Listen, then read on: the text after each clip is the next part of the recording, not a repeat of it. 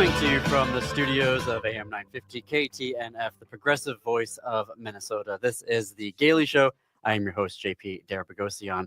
It is Thursday, and on Thursdays, we call these episodes Thinking Clearly, Thinking Queerly, where we sit down with a single guest and really dive into their area of expertise. And today's guest is Belo Miguel Cipriani. Belo is a digital inclusion strategist who became passionate about making online spaces accessible after being blinded by a group of men in 2007. His books and articles on disability issues have received numerous awards and international recognition. He has guest lectured at Yale University, and in 2020, he was appointed by Governor Tim Walz to the Minnesota Council on Disability.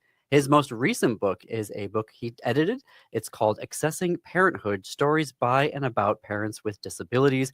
In 9 poignant essays from 9 varied perspectives, Accessing Parenthood confronts how disability changes the act of parenting. And that's what we'll be talking about today with Belo. So Belo, hello, welcome to The Gailey Show. Hi, JP. And it's also great to be back in conversation with you because about a year ago, you were a featured author on This Queer Book Saved My Life, which used to air on this station and continue to be found on am950radio.com and everywhere that you get your podcast. So it's great to be back in conversation with you again. Thanks for having me. Yes. So why don't we start with the book? So it came out last fall, I believe, Accessing Parenthood, Stories by and About Parents with Disabilities. Tell me about where this book came from. Like, how did you know that you wanted to get this book started and get it out into the world? This was a long journey in the sense that, this was based on my experience as a person with a disability. And let me just take a step back and really talk about what it's like to become disabled as an adult. So I lost my sight when I was 26 years old, and I found myself having to learn how to walk and cook and do everything the blind way. And prior to me losing my sight, I had perfect vision. I drove, had a car, and did everything what most people do. And so going back to learning to do everything the blind way, you start really paying attention how you interact with people. And I think that for me, something that really stood out is once I got my skills back, people started trusting me with their kids. I started babysitting for first family and then friends. And I noticed that when I was out in public, with a 3-year-old or, pushing a stroller, and how I did that, I actually taught my guide dog to push the stroller, and we pushed the stroller together. And, I was safe. I was safe. I was in a park, and I wasn't trying to, walk through major cities, major traffic or anything like that. But I realized how people were very alarmed. They would say, "Who are you with? And why are you with that child?" And,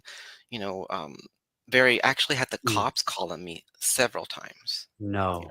And policemen would, go up to me and say, "Excuse me, sir. We have a concerned citizen who wants, they're concerned about the safety of the child, and it's like my nephew, and he's fine. He's just, I was at, some coffee shop in the city, and he was just happily next to me as we were, Wow. enjoying the sun." And so that really, started this feeling of, feeling being judged, specifically people thinking that because of my disability, I could not provide comfort or safety for someone else. And with time, I talked to a couple people, and with Laura Perna and Susie Angel, who were running this writing competition for writers with disabilities, and together we decided to put a call out and put this anthology together. So walk me through these. So there are 9 essayists in the book. So what can folks expect when they turn to page 1? I would say that I was very fortunate that I feel like the essays really cover a lot of the, it's a diverse perspectives. Like we have lots of folks in the collection who identify as members of the LGBTQ plus community. We have non-binary authors. We have children of people with disabilities. So it's great to get that perspective, what it's like to have a parent with a disability and have a parent who, can't play in the same way that some of your friends as parents do, right? And I think that, and this is something, and full disclosure, I'm not a parent. I'm a proud uncle and godfather, and I have all these little titles from different friends of mine.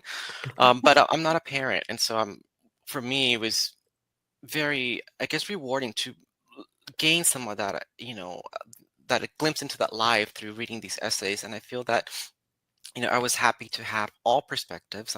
We have one author in that collection who, doesn't is unsure about having kids because she doesn't want to pass her disability to her children. And I Oh, and I think that's definitely a discussion to be have.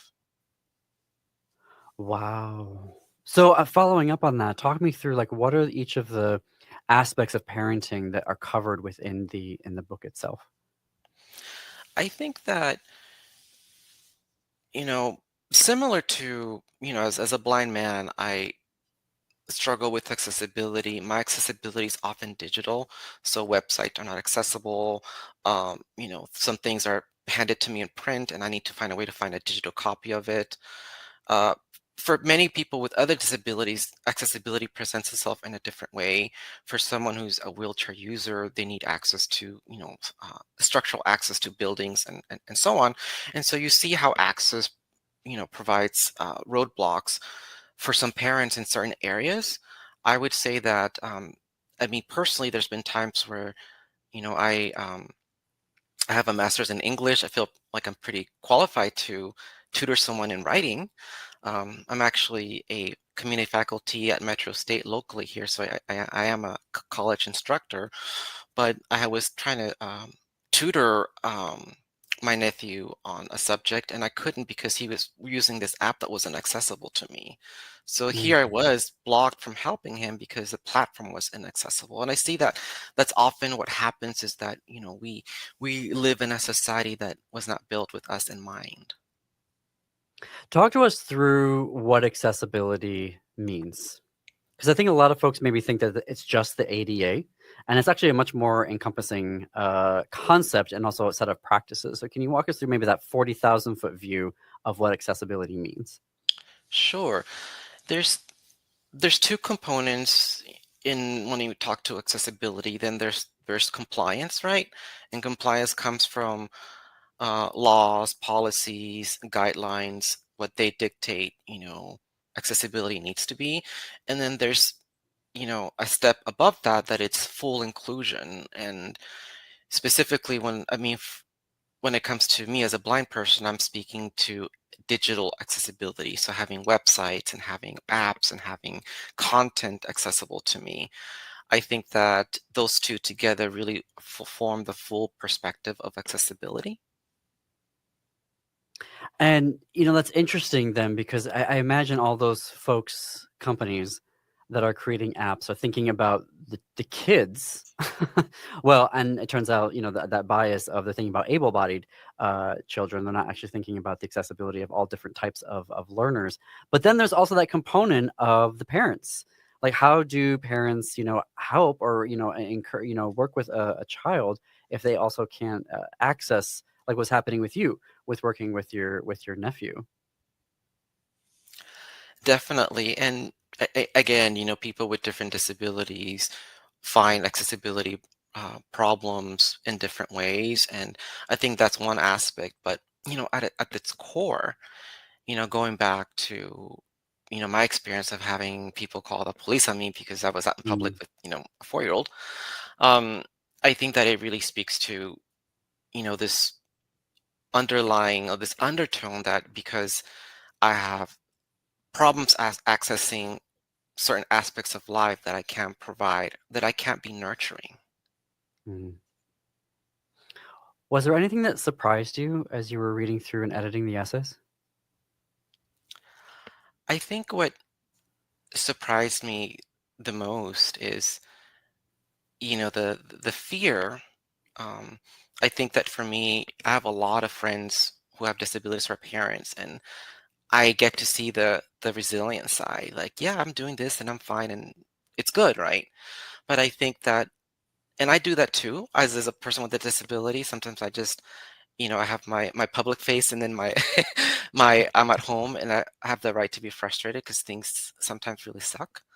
And I think for me, it was very enlightening to see what it looks like when someone who's a parent feels frustrated or feels fear.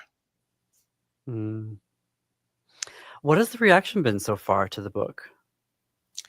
I've been very lucky to have received so many wonderful emails from other parents with disabilities, but also from children of parents with disabilities, feeling, that they felt that their experience hasn't been captured accurately or at all, and so they were very Mhm. grateful to have access to something that makes them validates their experience. What are the various so there's digital accessibility, which is what you've been talking about. What are the other accessibility issues that come up within the book itself? Like in I would addition to digital accessibility. Does that make sense, the question I'm asking? Absolutely. Um, I would say that, you also are looking at, structural access. I have a couple friends who are wheelchair users or are using other mobility devices, and they often find a hard time. They have a hard time finding places that they could access with their children. Mm, mm.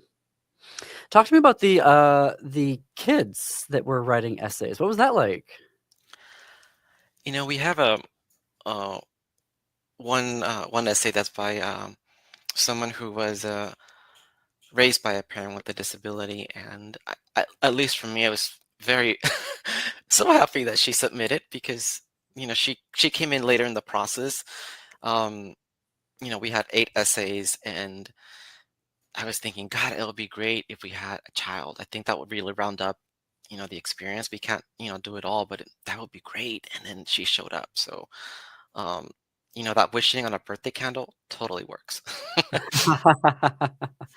Well, the book is called Accessing Parenthood: Stories by and About Parents with Disabilities, edited by Belo Miguel Cipriani, published also by your company. We are going to take a short break here. We're going to have more with Belo Miguel Cipriani when we come back. You can find this book on their website, and also you can find it at book retailers around the metro and also the big ones, right, as well. So be sure also to check out and connect with our sponsors in this commercial break. They make AM 950, KTNF, the progressive voice of Minnesota, possible, and this show. So we will see you on the flip side.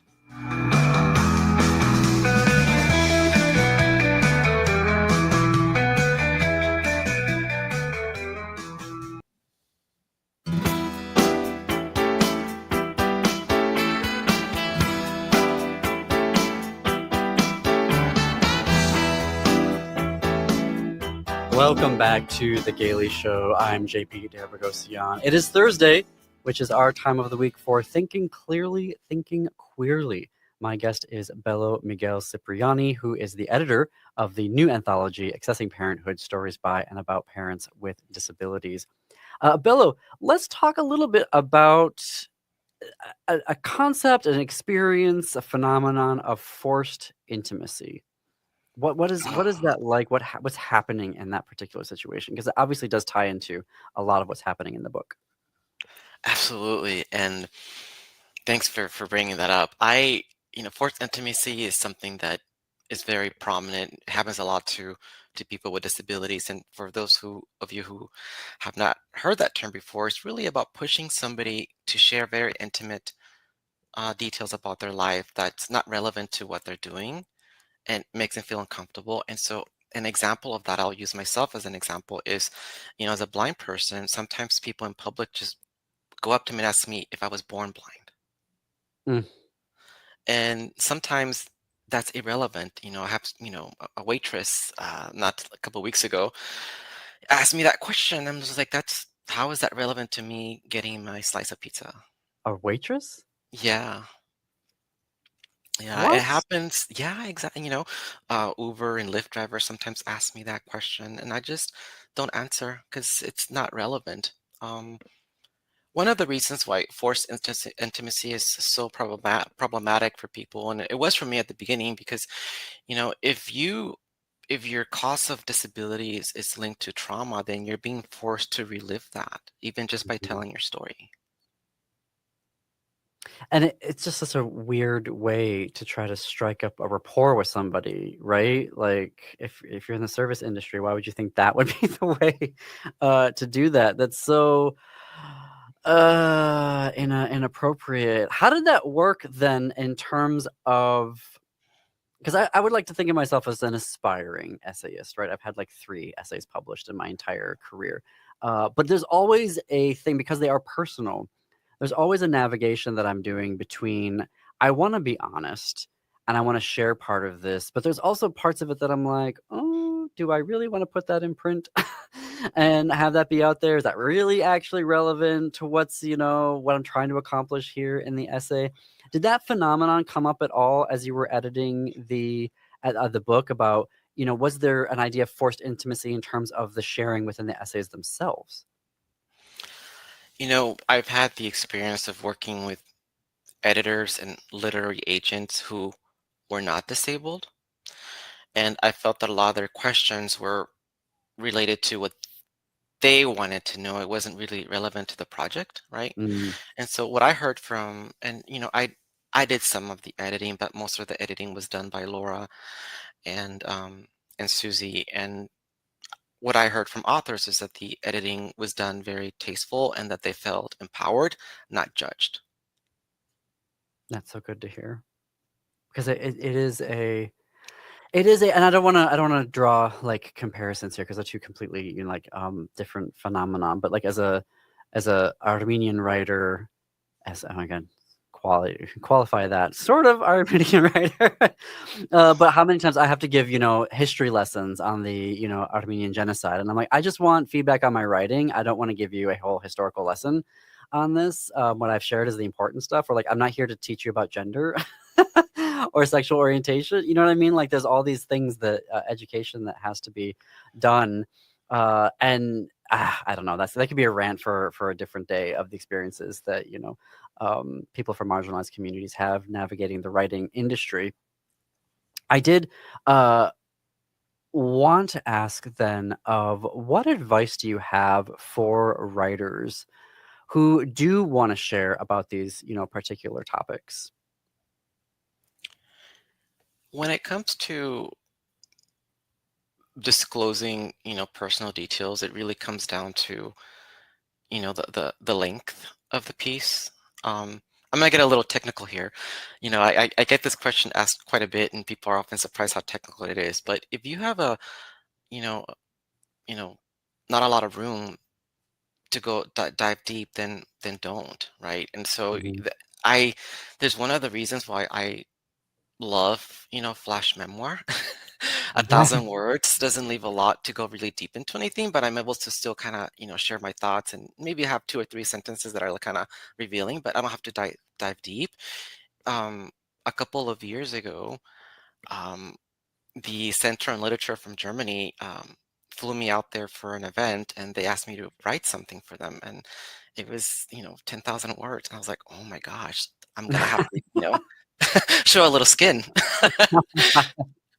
And that it really comes down to length, and so I always tell people, earlier in your career, if you don't know how much to share, shoot for the shorter pieces, because then you don't have to, right? Get some experience, see what other people are doing, see what other people in your area are doing in your genre, and see if you like it or not.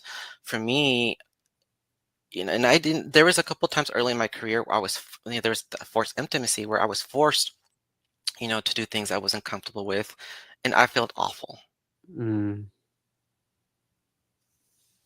What advice then would you have for the editors? I would say that for anyone editing, which happens all the time, I mean, editors are seeing, I mean, there's some editors at very large trade publishers that have like a niche, Mhm. but even within niches, I mean, say if your niche is science fiction, you're going to have, characters from different backgrounds, right? And so I think for editors, I always ask is, you know, make sure that you're asking the questions with the reader in mind, not with yourself in mind. That's great. Great advice. I yeah, we need to get that out into the world.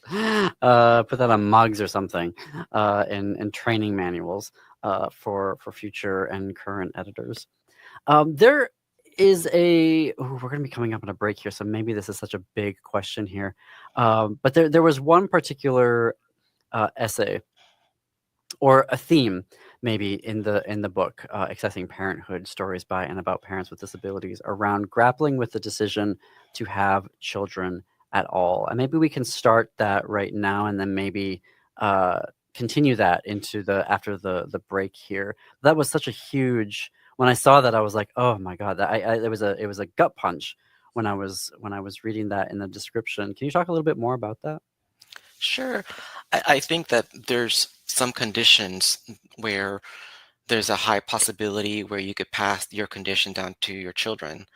And some people feel that, they lived that experience and therefore um, they feel qualified to coach their kids through that experience.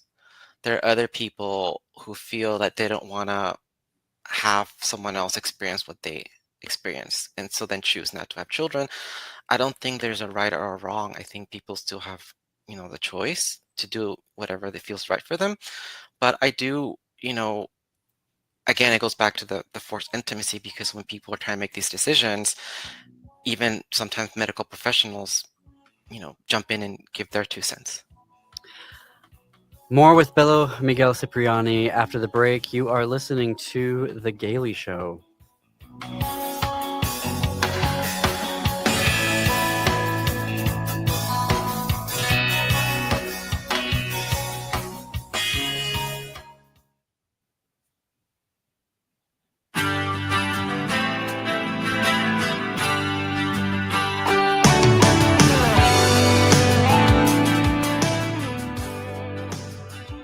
And you're back with us here at The Gailey Show on AM 950 KTNF, the progressive voice of Minnesota.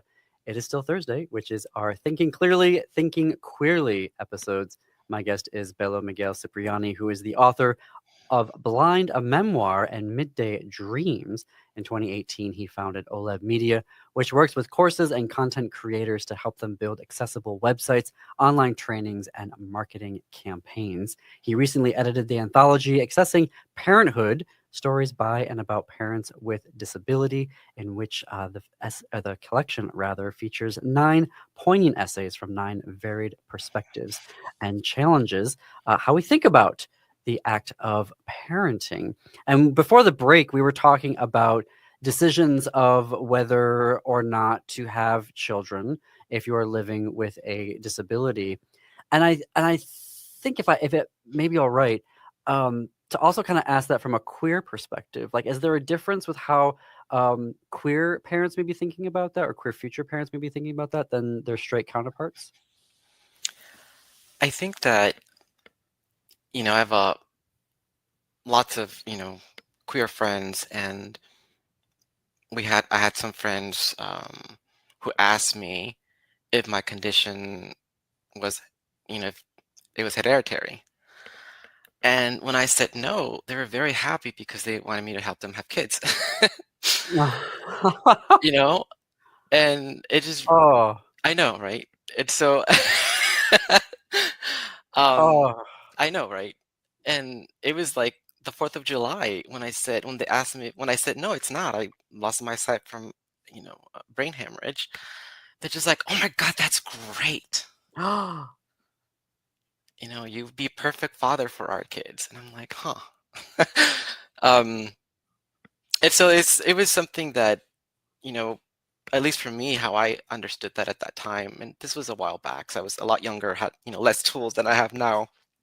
But I felt like I would, a big part of my identity, even though I wasn't born blind, I acquired that identity and I'm happy with it. I love it. And so I felt like a big part of my identity was rejected.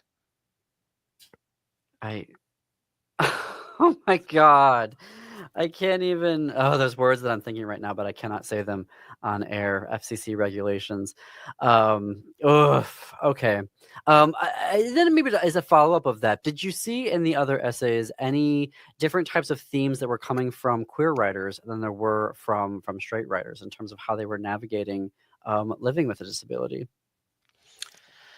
We had we have one author who, in her in their piece, uh, talks about transitioning and how that added another layer, of identity, and Yeah. how that is something else, they have to negotiate, right? How people are going to react and respond to that.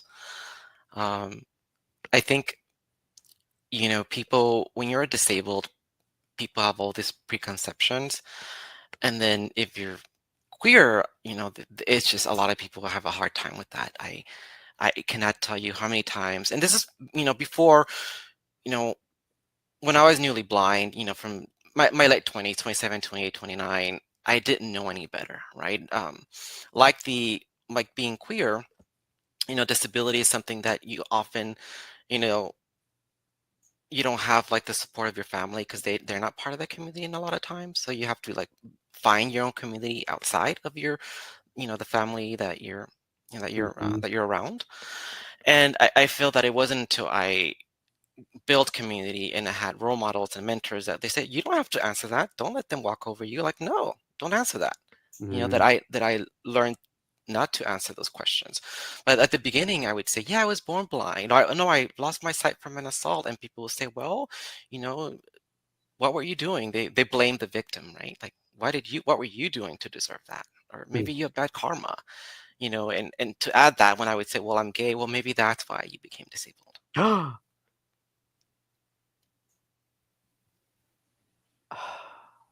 People, why?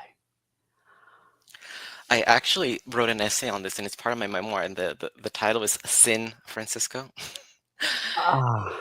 Just because a lot of the times when I opened up, people just used organized religion to judge me because that's the only lens that they have. I didn't know that then, but now, I have a master's in religious studies, and one of the reasons I got that degree because I really wanted to know, understand, spirituality and religion from a non-judgmental way. And it really helped me to understand that, I was made the way I was supposed to be made, and anything that came after it was just part of my journey. I'm learning from it, and it made me who I am, and I'm happy with who I am. I'm so happy that we have people like you in, in higher education and working with folks and teaching folks, because you can do that in a way. As someone who worked in higher education, you are a treasure, and I'm so glad that you are teaching the next generation of writers in the world.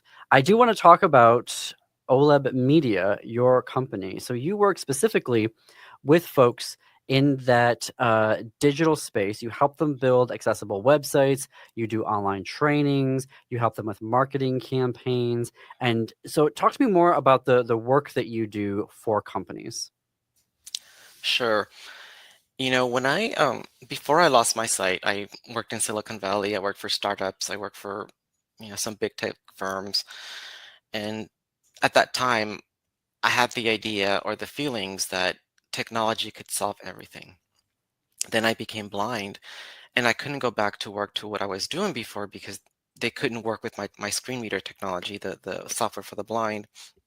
And so, really set me on this journey is, how do I fix this? And I had many, many jobs. I had a lot of careers. That's one of the reasons why people often get surprised with all the different things that I've done in my career, my professional career. I worked in radio, I worked in journalism, I worked um, in higher ed, and no matter what job I had, eventually technology excluded me from fully engaging with my job, which made it hard to secure employment.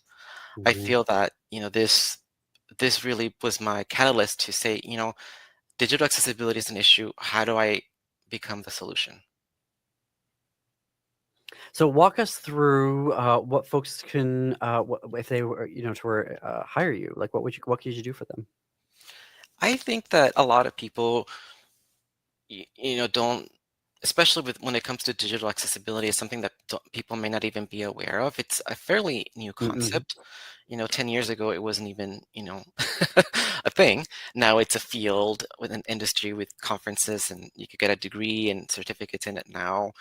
I feel that there is such a big need for people who are not aware that they're not, being as accessible as they can be, and most importantly, that our money is good too. And what I mean by that is that people with disabilities, we're a large minority, and we have needs too. We get married, we get cold, we buy stuff, and what I'm trying to get at is that we're loyal as heck.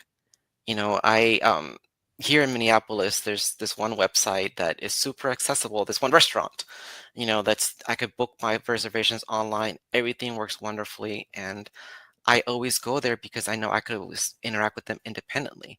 And Mm, now because of that, all my friends go there. wow. And something that when I was working in higher ed and really starting to partner and do more work with our accessibility offices, they were like, do folks realize that at some point in your life, however long that is, you may also be living with a disability. So it's important to work on things like universal design and work on things like you're talking about, whether it's a restaurant on up to a Fortune 500 company. I saw on your website that you do that through, so the work that you do with folks is either like one-on-one conversations or like mentoring. Like, how does that work? We have coaching hours. People book a coaching session, and within that frame, I could look at their website, just get an understanding of what their goals are. Sometimes people come to me because they have a specific campaign they're releasing. They're launching a new restaurant, or they're launching a new book if it's an author, and they just want to make sure that they're doing everything as accessible as possible, even with their social media posts. And so we have these one-on-one coaching sessions. We also have classes that people could purchase and just, go online and take. We have an alt text class, which is alt text is writing descriptions for the images, and that really helps blind people understand what's being conveyed in the message. But it's something that's so good for SEO, which is for search engine optimization, because then what happens is that the search engines rank your website more higher because your images are labeled and more people can consume it. Hmm. We recently joined Blue Sky, and they actually make the alt text right away when you are posting. So if you put an image, they immediately ask you for the alt text. It's amazing.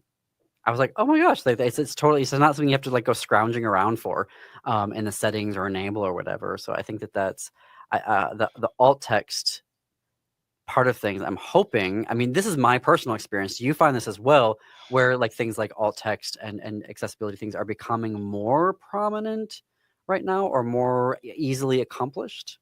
Because it seemed like before you really had to go diving into do certain, like even easy things like alt text. Yeah, I think that that now that we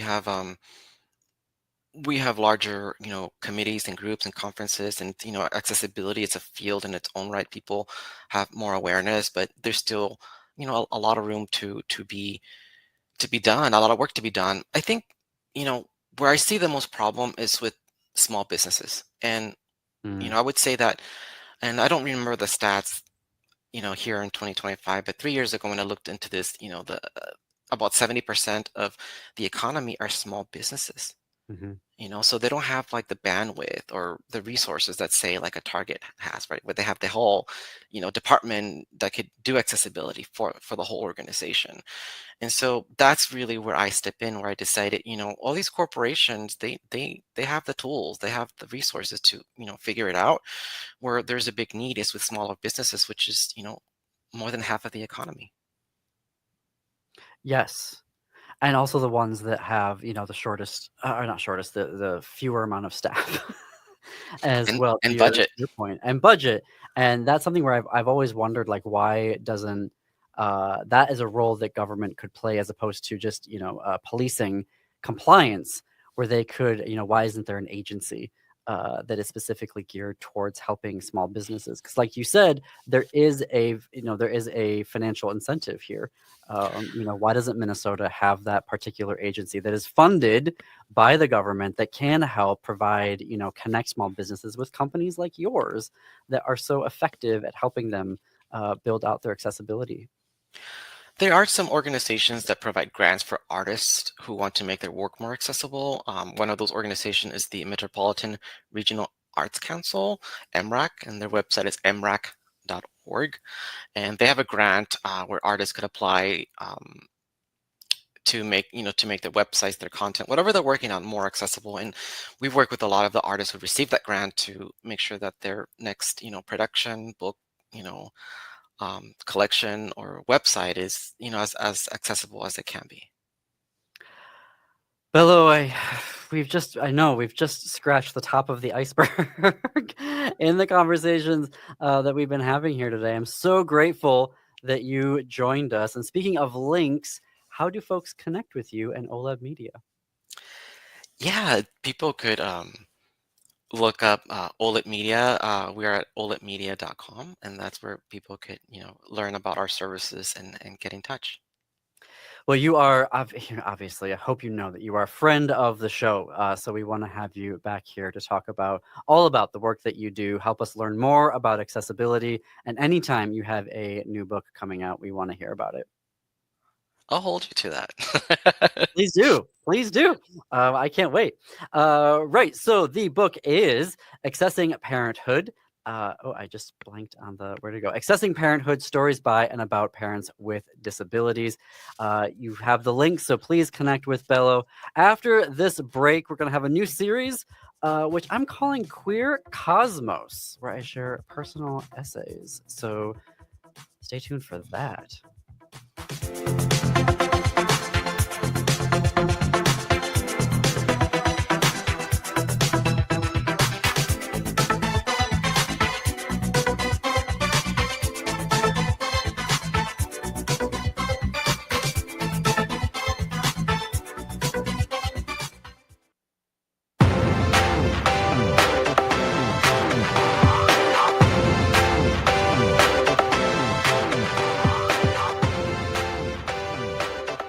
Welcome back to The Gaily Show. I'm your host, JP Derbogosian.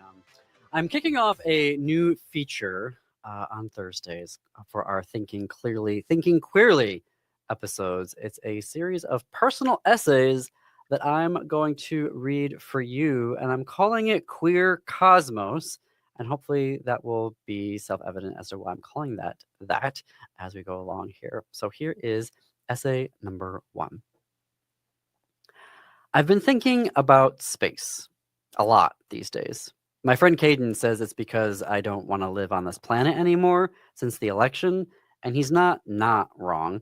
But the cosmos started luring me in a few weeks prior to the election, actually, largely because of what I had been working on in therapy.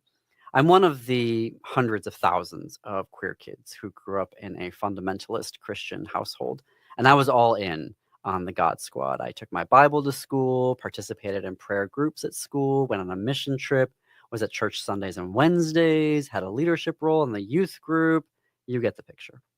But also, half my family is Armenian. And Armenia was the first country in the world to adopt Christianity as a state religion. The Armenian genocide happened in part because the Ottoman Empire wanted to erase Armenians and their religion from the Armenian ancestral homeland, a homeland they had lived in for thousands of years, long before the Ottoman Turks showed up with their swords and their armies and their bloodshed. To be Armenian, then, was to be Christian. In my family and the larger community, to be Christian was to be Armenian. And in the Armenian faith tradition, much like other versions of Christianity, a queer person cannot be a Christian. No. So you can see the problem I've had my entire life. If I'm not Christian, then I'm not Armenian. And they let me know that all the time. That leaves a mark on a child. As an adult, when you begin to recognize the full scope of the spiritual and emotional abuse that you lived through, it takes a while to realize it, to name it, so then you can heal from it. As a child, God was the cosmos. He created every star, every planet. He did it in 6 days, rested on the 7th, and evolution was a lie. As an adult, after I left the church, I flirted with agnosticism in the sense that I would say, no, the universe is unfathomably large. How could we know what deities reside out there? billions of light years away, or right next to Earth, invisible to our ability to see or hear or measure them, like dark matter. Eventually, that gave way to atheism, largely as my personal consciousness, and I want to mind and stress here my personal consciousness. I'm not speaking to anyone else and advising anyone else, but my consciousness grew of the suffering that I saw in my family and in the queer community, and my thoughts that what benevolent deity would allow a genocide? How could they possibly stand by as my great grandmother hid in a ditch under the dead bodies of her neighbors, praying not to be found? Queer kids wouldn't be kicked out of their religious homes if there was a benevolent deity. They would not be killed by their family members. There cannot be a benevolent God then, in my mind, who would lack the ethics or compassion to let children die at the hands of their parents. And I came to that in the sense of wanting freedom from religion. For others, God provides solace and support. That ultimately was not my experience, and no amount of reinterpretation of scripture for me is going to change that. There are, however, many faith traditions in the world. Find one that makes you want to be a better person, or ask, like I was, for freedom from religion. You do you, let me do me. But the problem I was having was that my atheism left the entire structures of the church inside me. Sure, it was empty, decaying, dilapidated, rejected, but I still walked around with it. Just because I didn't believe in it didn't remove its architecture from me. Then one night, I got up around 2 a.m. because I'm of an age now where I have to get up in the middle of the night to go to the bathroom. Standing there, I looked out the window. There were stars, billions of them. They had been there all along, I thought. Maybe not believing in my family's particular religion wasn't enough. Maybe I needed to believe in something to liberate myself. Why not start over and believe in something? And if I'm going to start over, why not go all the way back to the start, 13.8 billion years ago? And as you'll learn about me, I am a fatalist when it comes to books. I think they appear right when you need them. And I happened to be in Marquette, Michigan last fall with my friend and one of my partners. We went to our favorite bookstore there, Snowbound Books. I thought I'd take a look to see what might be available about the cosmos. And proving me right, at least in my mind, 2 books I desperately needed found me. The first was Marjolagen's Van Heemstra, sorry, I apologize for butchering your name, her memoir, In Light Years, There's No Hurry, Cosmic Perspectives on Everyday Life. I mean, come on, how perfect is that? The other was What's Gotten Into You, the story of your body's atoms from the Big Bang through last night's dinner. Again, exactly what I needed. I'll share more about these books over the coming weeks, but 2 learnings immediately stood out to me. The first was the overview effect. This wasn't a phenomenon experienced by astronauts. It's a cognitive realignment or awakening they experienced while in space and observing the Earth. They shared experiencing a state of awe. That when they got to space, they first looked for their home cities, their home states and countries, but that this eventually fell away for them and they saw Earth in its entirety. And for those who experienced this overview effect, when they returned to Earth, they were more interested in work that impacted the Earth as a whole. The other learning still breaks my brain. It's our bodies are 10% hydrogen, and every hydrogen atom in our body got started when something called quarks and gluons created protons, and this happened less than a second after the Big Bang. The atoms in my body and your body are billions of years old. Some of you probably know this. I'm coming to it later in life, but it's provided an incredible solace to know this remarkably deep connection I have, that we all have to our universe, and knowing that scientific truth. I'm sorry, I'm running out of time. We'll finish this next week. See you back here tomorrow. The Matt McNeil Show is up next.